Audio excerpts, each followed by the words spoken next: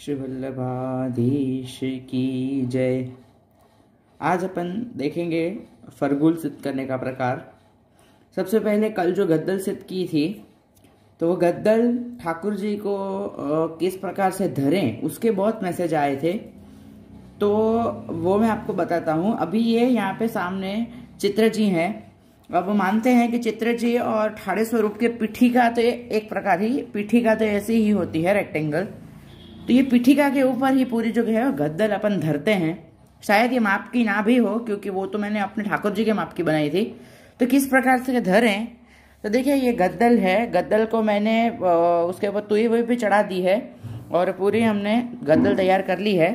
ये अपनी गद्दल पूरी रेडी है। और यहाँ पे देखिए ये यहाँ पे और ये यहाँ पे बगल में मैंने यहाँ पे तुई लगाई है। तो क्या है, हम इन दोनों को अगर हमें बांधना हो तो हम बांध सकते हैं कि वो खुल ना जाए गद्दल। तो गद्दल ऐसे पीछे से ठाकुर जी के यहाँ पे देखिए पीठिका के पीछे से आएगी। देखिए मैं धर के बताता हूँ। एक भी चित्र जी नाप के नहीं है, तो क्या है सब में छोटी हो रही है। तो इस प्रकार से देखिए यहाँ पे भीतर ठाकुर जी आवेंगे और ये इस प्रकार से पहले ये बंद होगा और फिर ये ऐसे बंद हो जाएंगे। तो यहाँ पे ऐसे से मुखारविंद के दर्शन होंगे, बाकी दर्शन नहीं होंगे। तो इस प्रकार से अपन गद्दल करते हैं। अब गद्दल चित्र जी के अलावा, ठाड़े स्वरूप चित्र जी के अलावा लालन भी धरते हैं। तो लालन किस प्रकार से धरे वो अपन देखेंगे। लालन को गद्दल धरने का प्रकार। तो अब ये देखिए मान लेते हैं कि लालन की गादी जी हैं और लालन के गादी जी के ऊपर लालन की यहाँ पे देखिए ओढ़नी धरी है और ये तकिया जी है आसपास के। अब गद्दल किस प्रकार से धरे अब वो देखेंगे। तो देखिए इस प्रकार से ओढ़नी के ऊपर से ही गद्दल धरते हैं। अब कई घर में क्या होता है कि लालन को जब गद्दल धरते हैं तो ओढ़नी बड़ी हो जाती है। तो आपके घर में अगर ओढ़नी बड़ी हो जाती हो तो आप बड़ी कर दो, वरना इस प्रकार से ओढ़नी के ऊपर इस प्रकार से गद्दल धरते हैं। और ये जो इनके जो हाथ हैं, भुजा जी हैं गद्दल के, वो तकिया जी के ऊपर आए, उस प्रकार से गद्दल धरते हैं। दूसरे भी कई प्रकार बताते हैं गद्दल धरने के, कि ये जो है वो इस बाजू पूरी ऐसे खोल ही देते हैं।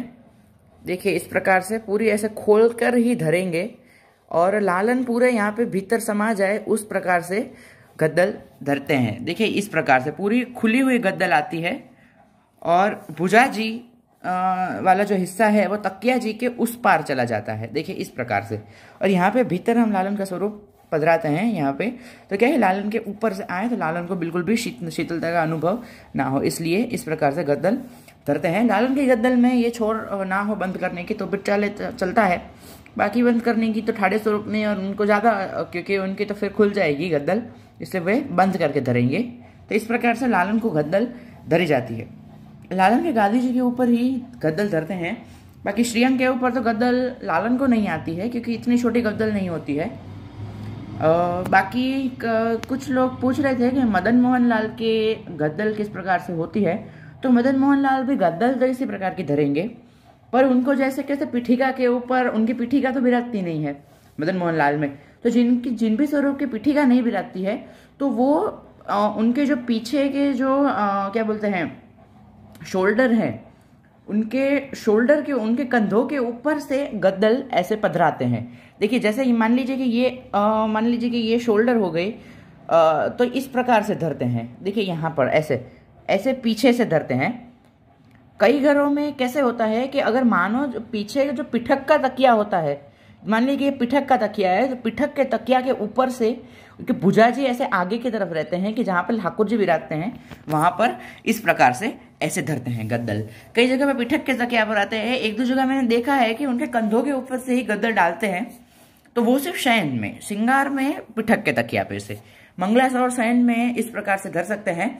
और अगर मदन मोहन लाल जी को बीच में पधराएं, ऐसे बीच में मान लीजिए कि मदन मोहन लाल जी को ऐसे बीच में हम पधराएं और पूरी गद्दल ऐसे बंद कर दे और भीतर मदन मोहन लाल जी हो तो भी चलता है, वैसे भी अपन धर सकते हैं। परंतु गद्दल तो सभी स्वरूप में एक ही प्रकार की होती है। और जिन स्वरूप में चार भुजा जी हो, मान लीजिए गोकुलनाथ जी का स्वरूप है, शायद उनमें चार भुजा जी है, तो चार भुजा जी वाले स्वरूप है, जैसे द्वारकाधीश जी है और मथुरानाथ जी है, कल्याण राय जी है। तो ऐसे स्वरूपों को चार भुजा वाली गद्दल देखी है मैंने। तो फिर उनको चार भुजा वाली गद्दल आएगी कि चारों भुजा उनकी बाहर निकल सके, तो वो प्रकार से पीठिका के ऊपर ही धरेंगे। धरते पीठिका के ऊपर ही है, बाहर नहीं धरते हैं। तो ये प्रकार है। अभी अपन सिद्ध करते हैं फरगुल। तो अब देखते हैं फरगुल। फरगुल के लिए सिंगल लिया है, उसमें 4 लिए थे गद्दल के लिए। यहाँ पे फरगुल है तो फरगुल में 1 ही लिया है सिंगल। तो सिंगल में करेंगे, क्योंकि फरगुल में वैसे 2 लेयर होती है, तो दूसरी लेयर दूसरे रंग के मलमल में से होती है। और देखिए इसमें भी ये ऊपर ये है तो नीचे दूसरे रंग का मलमल है, तो इसलिए नीचे दूसरे रंग का मलमल आएगा, तो इसलिए यहाँ पर हम 1 ही लेंगे। अभी हमारे पास पुरानी ठाकुर जी की गद्दल है, फरगुल है, तो यहाँ पे इसके ऊपर अपन रखेंगे और इसे पूरा ट्रेस कर लेंगे गद्दल फरगुल को। तो यहाँ पे देखिए सब हमने सिद्ध कर लिया है। ये फरगुल माप का थोड़ा सा ज़्यादा रखना, ये जितना माप लो उससे थोड़ा सा ज़्यादा रखना, क्योंकि वो गद्दल सिद्ध की थी थोड़ा छोटी हो गई, क्योंकि साटिन वैसे भी थोड़ा सा ज़्यादा हो तो अच्छा रहता है, तो इसलिए थोड़ा सा ज़्यादा ही रखो तो उत्तम रहेगा। और देखिए नीचे का भी सेम माप का कर लिया है, ये थोड़ा सा ज़्यादा है तो कोई बात नहीं, क्योंकि इसके ऊपर अपन गोटा चढ़ाएंगे तो ये पीछे का दिखेगा नहीं कि ये ज़्यादा है। और सिलाई में भी चाहिए, तो अगर ज़्यादा हो तो कोई ज़्यादा चिंता करने की ज़रूरत नहीं है। और देखिए इस प्रकार का। अब इसके इन दोनों के बीच में अपन रुई भरेंगे। देखिए ये यहाँ पे ये वाली ब्लैक सेकी है मैंने, तो दिख रही है, शायद तो गोटा आ जाएगा ऊपर से तो दिखेगी नहीं, और वैसे भी ऊपर तुई भी आएगी, इसलिए ज़रूरत नहीं है। वरना अगर आप चाहिए तो आप इसे पलटा भी सकते हो। देखिए इस प्रकार से, ये ऐसे भी आप कर सकते हो, पर ऐसे करोगे तो ये शाइनिंग वाला जो है वही आगे रहेगा, तो वो ज़्यादा सुंदर सोहाएगा। तो ऐसे रखो तो भी ठीक है। अब इसके अंदर अपन रुई भरेंगे। रुई यहाँ पे भर दी है। एक पूरा वो पोल हो आपके पास तो पूरा पोल भी आप रख सकते हो इसके ऊपर, 2-3 पोल। मेरे पास वो पोल नहीं है, और वो छुट्टा रू आता है तो वो है, तो मैंने वो छुट्टा कपास यहाँ पे धर दिया है। और अब इसके ऊपर से अपन इसको यहाँ पे जो साटिन का है वो इसे अपन पधरा के पूरा अपन सिल देंगे, और फिर अपन घोटा चढ़ाएंगे। घोटा भी अपन इसमें भी हरा ही चढ़ाएंगे, जो हमने गद्दल में चढ़ाया था वही वाला सेम, क्योंकि पीले में हरा सोहाता है, तो वो हिसाब से।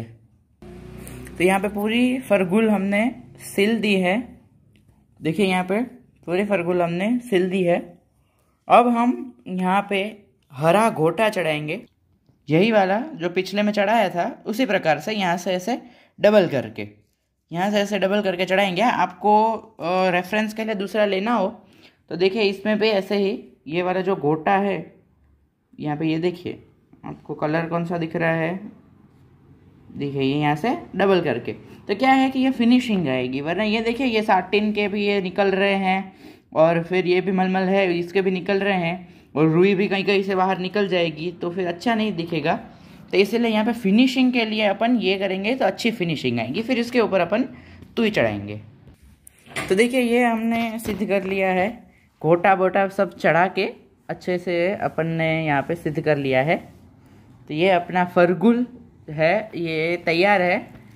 अब ये फरगुल अपन ठाकुर जी को लालन को धरते हैं, ठाड़े स्वरूप भी धरते हैं।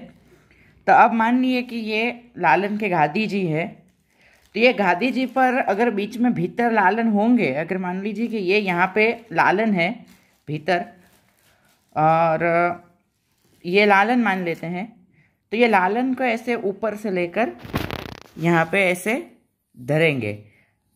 देखिए यहाँ पे ऐसे ऐसे धरेंगे कि लालन के हस्त अंदर रहे परंतु मुखारविंद ऐसे बाहर रहे, इस प्रकार से अपन धरेंगे। तो ये अपन माप का करेंगे, लालन के गादी जी का होगा तो माप का करेंगे उस हिसाब से। और अगर लालन को गद्दल फरगुल दोनों धरने या फिर ठाड़ेश्वर को भी गद्दल फरगुल दोनों, तो पहले भीतर गद्दल आएगी, उसके ऊपर से फरगुल ऐसे। तो अगर गद्दल फरगुल दोनों हो तो फिर ऐसे ही धर सकते हैं, फिर ऐसे बंद करने की या फिर ऐसी जरूरत नहीं है, परंतु सिर्फ फरगुल धरे तो ठीक है। क्योंकि लालन को सामान्यतः तो फरगुल ही धरते हैं, गद्दल तो बहुत कम आती है, और कई लोग नहीं धरते हैं, कुछ लोग लालन को गद्दल धरते हैं। तो फरगुल ही लालन को है, और ठाड़े स्वरूप को भी फरगुल बहुत कम आती है, ठाड़े स्वरूप को गद्दल ही आती है। तो ये हिसाब से क्रम रहेगा। तो फिर अगले वीडियो में शीतकाल के टोपा या फिर आत्मशोक, इन दोनों में से कुछ भी एक देखेंगे। तो श्री वल्लभाधीश की जय।